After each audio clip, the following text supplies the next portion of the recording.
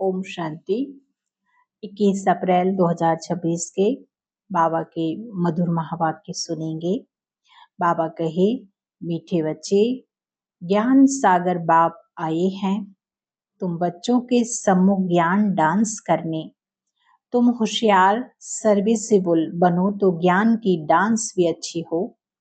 आज का प्रश्न है, संगम युग पर तुम बच्चे अपने में कौन सी हॉबी आदत डालते हो?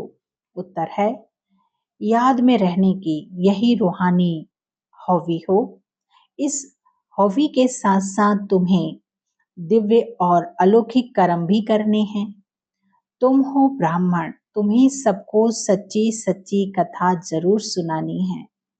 सर्विस की भी तुम बच्चों में हॉबी होनी चाहिए। गीत बजा है, धीरज धर मनवा, सुख के दिन आए की आए। ओम शांति। जैसे कोई हॉस्पिटल में बीमार होते हैं तो पेशेंट दुख से छूटने की आस रखते हैं। डॉक्टर से पूछते हैं, क्या हाल है, कब यह बीमारी छूटेगी? वह तो सबे हद की बातें, यह है बेहद की बात। बाप आकर बच्चों को राय देते हैं। यह तो बच्चे जान चुके हैं कि बराबर सुख और दुख का, बाबा कहते हैं तो बच्चे बराबर जान चुके हैं कि सुख और दुख का खेल है। यूं तो तुम बच्चों को सतयुग में जाने से भी जास्ती फायदा यहाँ है, क्योंकि जानते हो कि इस समय हम ईश्वरीय गोद में हैं, ईश्वरीय औलाद हैं। इस समय हमारी बहुत ऊंची ते ऊंची गुप्त महिमा है। मनुष्य मात्र बाप को शिव ईश्वर भगवान भी कहते हैं, परंतु जानते नहीं, बुलाते रहते हैं। ड्रामा अनुसार ही ऐसे हुआ है। ज्ञान और अज्ञान, दिन और रात, गाते भी आते हैं, परंतु तमो प्रधान बुद्धि ऐसे बन गए हैं जो अपने को तमो प्रधान समझते ही नहीं। किसकी तकदीर में बाप का वर्षा हो तब तो बुद्धि में बैठ सके। बच्चे जानते हैं हम बिल्कुल ही घोर अंधेरे में थे, अब बाप आए हैं तो कितना सोझरा मिला है। बाप जो नॉलेज समझाते हैं वह कोई भी वेद शास्त्र ग्रंथ आदि में नहीं है, वह भी बाप सिद्ध कर बताते हैं। तुम बच्चों को रचेता और रचना के आदि मध्य अंत की रोशनी देता हूँ। वह फिर प्रालय लोप हो जाती है। मेरे बिगर फिर किसको ज्ञान मिल न सके। बाबा कहे, फिर यह ज्ञान प्रालय लोप हो जाता है। समझ में आता है कि कलयुग पास्ट हुआ, फिर 5000 वर्ष बाद रिपीट होगा। यह है नई बात, यह तो शास्त्रों में है नहीं। बाप तो नॉलेज सभी को एक जैसी समझाते हैं। बाबा हम सब बच्चों को एक जैसी नॉलेज पढ़ाते हैं, परंतु धारणा में नंबर बार है। कोई अच्छे सर्विसफुल बच्चे आते हैं तो बाबा ज्ञान डांस भी ऐसे चलाता है। डांसिंग गर्ल्स के आगे देखने वाले बहुत शौकीन होते हैं तो वह भी खुशी से बहुत अच्छा डांस करती है। थोड़े बैठे होंगे तो कॉमन रीति से थोड़ा डांस करेगी। वाह वाह करने वाले बहुत होंगे तो उनका भी उल्लास बढ़ेगा।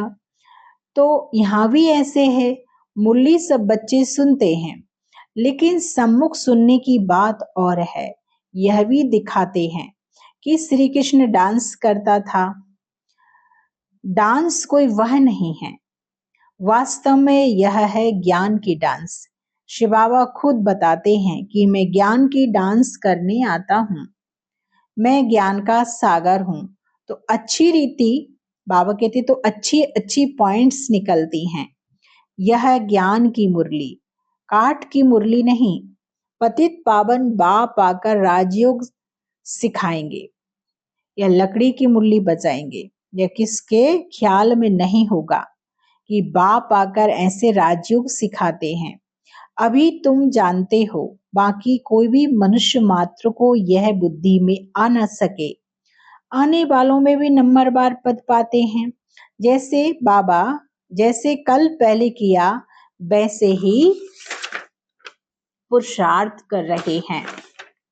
तुम जानते हो, कल पहले मुआफिक बाप आते हैं, आकर बच्चों को सब राज खोलकर बताते हैं।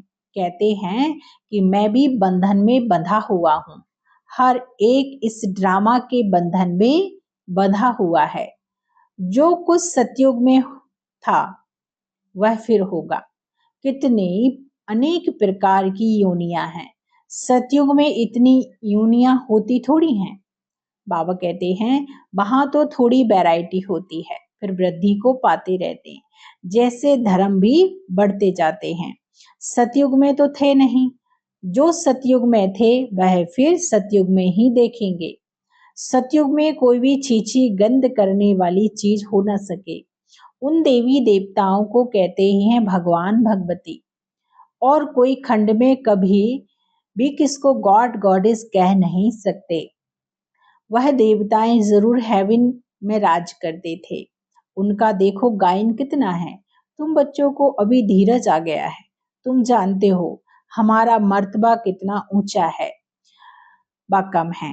हम इतने मार्क्स से पास होंगे। हर एक अपने को समझ तो सकते हैं ना कि फलानी अच्छी सर्विस कर रहा है।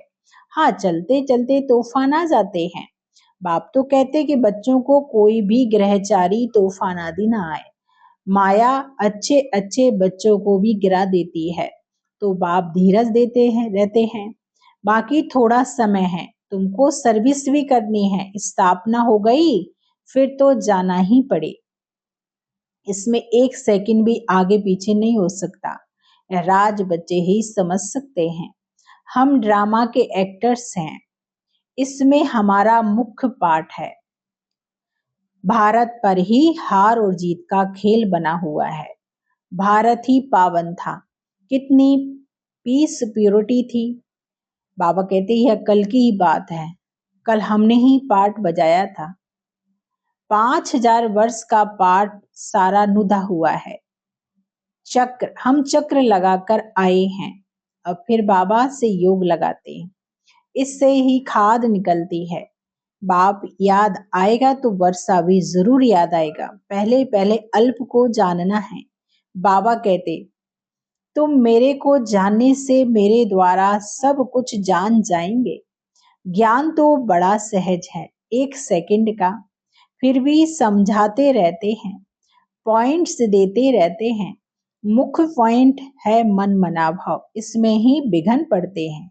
देहाभिमान आ जाने से फिर अनेक प्रकार के घुटके आ जाते हैं। फिर योग में रहने नहीं देते। जैसे भक्ति मार्ग में श्री कृष्ण की याद में बैठते तो बुद्धि कहाँ कहाँ भाग जाती है। भक्ति का अनुभव तो सबको है। इस जन्म की बात है। इस जन्म को जानने से कुछ ना कुछ पास्ट जन्म को भी जान सकते हैं। बच्चों को हॉबी हो गई है बाप को याद करने की। जितना याद करते उतना खुशी बढ़ती है। साथ साथ दिव्य अलौकिक कर्म भी करना है। तुम हो ब्राह्मण, तुम सत्यनारायण की कथा, अमर कथा सुनते हो। मूल बात एक है जिसमें सब कुछ आ जाता है। याद से ही विकर्म विनाश होते हैं। यह एक ही हॉबी है, रूहानी है। बाप समझाते हैं कि नॉलेज तो बड़ी सहज है। कन्याओं का नाम भी गाया हुआ है। अधर कुमारी, कुमारी कन्या, कुमारी का नाम सबसे ज्यादा बाला है। उनको कोई बंधन नहीं। वह पति तो विकारी बना देते। यह बाप तो स्वर्ग में ले जाने के लिए श्रृंगार करते, स्वीट सागर में ले जाते हैं। बाप कहते हैं इस पुरानी दुनिया को पुरानी देह सहित बिल्कुल भूल जाओ। आत्मा कहती है कि हमने तो 84 जन्म पूरे किए, अब फिर हम बाप से पूरा वर्षा लेंगे। हिम्मत रखते हैं, फिर भी माया से लड़ाई तो है। आगे तो एक बाबा है।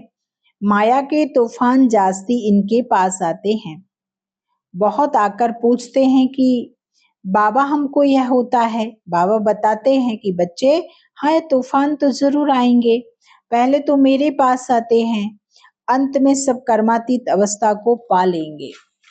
यह कोई नई बात नहीं है। कल पहले भी हुआ था, ड्रामा में पार्ट बजाया, अब फिर वापस घर जाते हैं। बच्चे जानते हैं ये पुरानी दुनिया नर्क है। कहते भी हैं कि यह लक्ष्मी नारायण क्षीर सागर में रहते थे। इन्हों के मंदिर में कितने अच्छे अच्छे बनाते हैं। पहले पहले मंदिर बनाया होगा तो क्षीर दूध का ही तालाब बनाकर विष्णु की मूर्ति को बिठाया होगा। बहुत अच्छे अच्छे चित्र बनाकर पूजा करते थे। उस समय तो बहुत ही सस्ताई थी। बाबा कहते हैं, बाबा का सब देखा हुआ है। बराबर यह भारत कितना पवित्र क्षीर का सागर था। दूध घी की जैसे नदियां थीं। यह तो महिमा दे दी है। स्वर्ग का नाम लेते ही मुख पानी होता है। तुम बच्चों को अब ज्ञान का तीसरा नेत्र मिला है, तो बुद्धि में समझ आ गई है। बुद्धि चली जाती है अपने घर, फिर स्वर्ग में आएंगे। वहां सब कुछ नया ही नया होगा। बाबा श्री नारायण की मूर्ति देख बहुत खुश होता था, बहुत प्यार से रखता था। यह नहीं समझता था कि हम ही है बनूंगा। यह ज्ञान तो अब बाबा से मिला है। तुमको ब्रह्मांड और सृष्टि चक्र के आदि मध्य अंत का ज्ञान है। जानते हो कि हम कैसे चक्र लगाएंगे। बाबा हमको राजयोग सिखा रहे हैं। तुम बच्चों को बहुत खुशी होनी चाहिए। बाकी थोड़ा समय है। शरीर को कुछ ना कुछ तो होता रहता है। अब यह तुम्हारा अंतिम जन्म है। अब तुम्हारे सुख के दिन आते हैं। ड्रामा प्लान अनुसार देखते हो कि विनाश सामने खड़ा है। तुमको तीसरा नेत्र मिला है। मूल वतन, सूक्ष्म वतन, स्थूल वतन को अच्छी रीति जानते हो। यह सुदर्शन चक्र तुम्हारी बुद्धि में फिरता रहता है। खुशी होती है। इस समय हमको बेहद का बाप टीचर बन पढ़ाते हैं, परंतु नई बात होने के कारण घड़ी घड़ी भूल जाते हैं। नहीं तो बाबा कहने से ही खुशी का पारा चढ़ जाना चाहिए।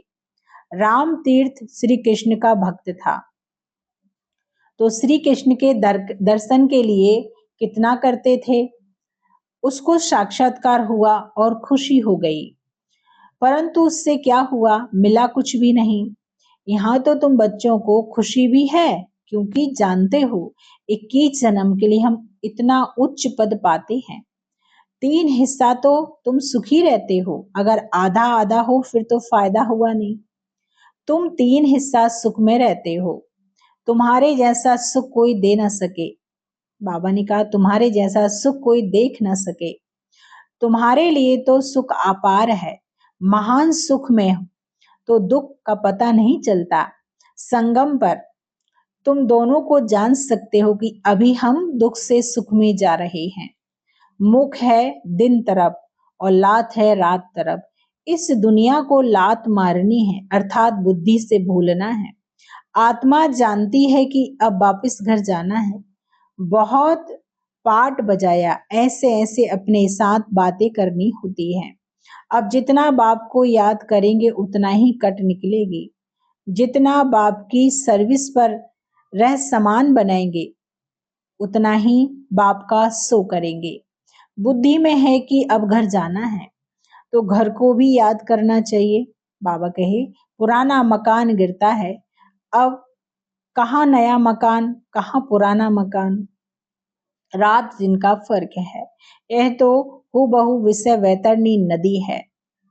एक दो को मारते झगड़ते रहते हैं। बाकी भी बाबा आया है। बाबा ने कहा, तो बहुत लड़ाई हो गई, शुरू हो गई है। अगर स्त्री विकार नहीं देती तो कितना तंग करते, कितना माथा मारते। कल पहले भी अत्याचार हुए थे। वह अभी की बात गाई जाती है। देखते हो कि कितना पुकारते हैं। वही ड्रामा का पार्ट बज रहा है।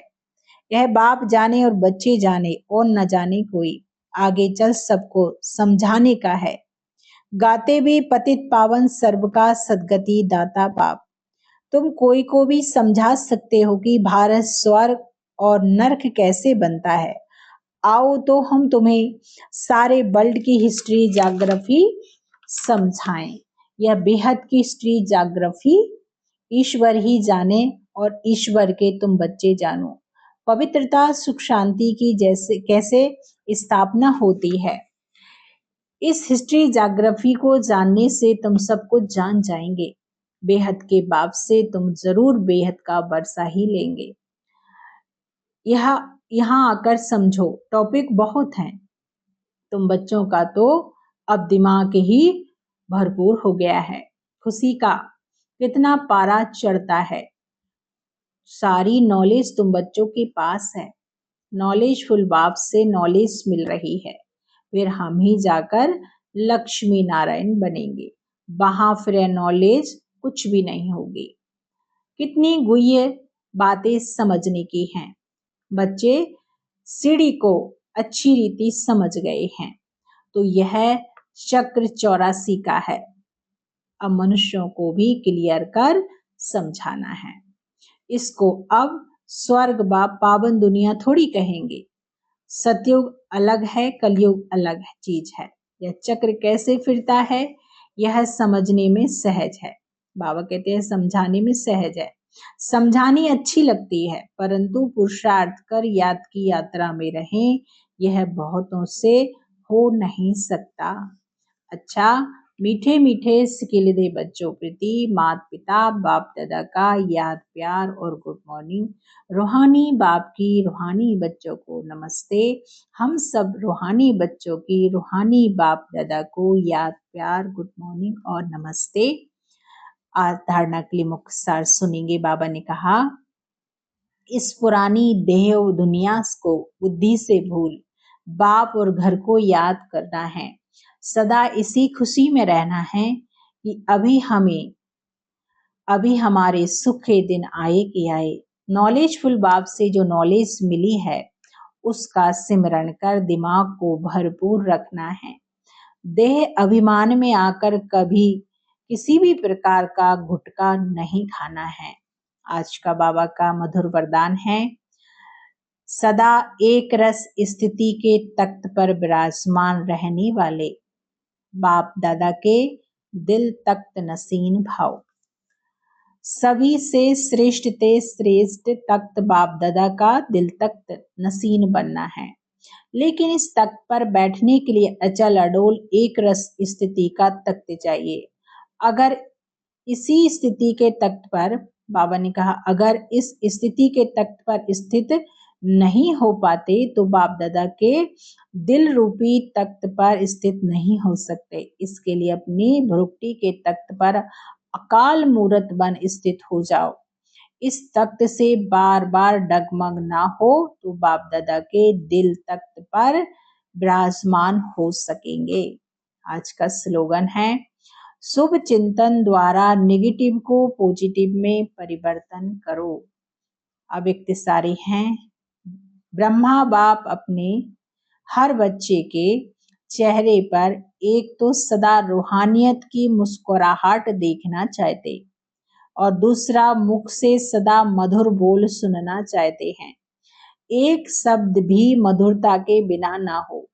चेहरे पर रूहानियत हो, मुख में मधुरता हो और मन बुद्धि में सदा शुभ भावना, रहम दिल की भावना, दातापन की भावना हो।